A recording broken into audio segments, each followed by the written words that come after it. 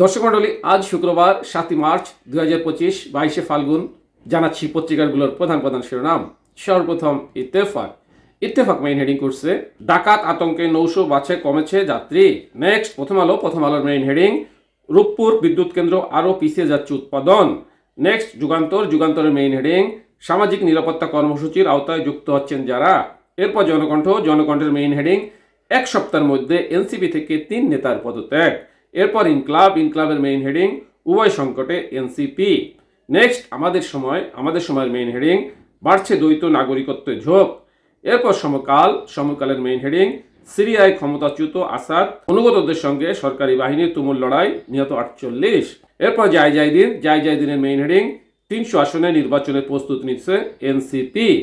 Next মানবজমিনের main heading বাংলাদেশে ছাত্র জনতার আন্দোলনের সময় সেনাবাহিনীকে সতর্ক করা হয়েছিল।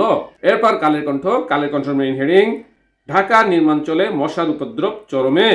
নেক্সট বিবিসি নিউজের মেইন হেডিং নির্বাচন নিয়ে বিএনপি জামায়াত এনসিপি ত্রিমুখী দ্বন্দ্ব।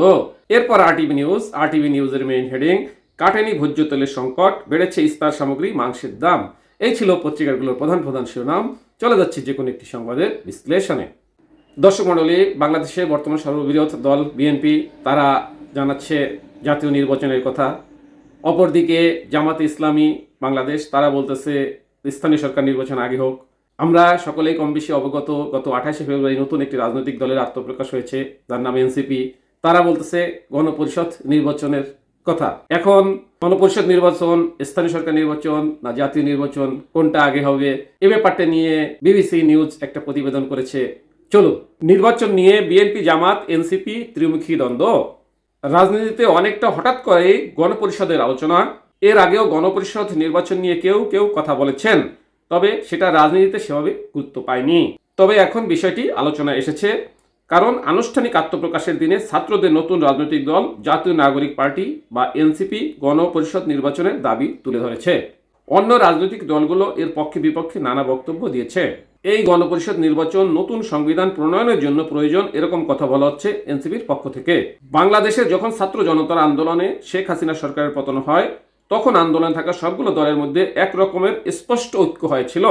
কিন্তু এরপর যত সময় গড়িয়েছে, দলগুলো ও তাদের নিজস্ব রাজনীতি আর কৌশল নিয়ে হাজির হয়েছে।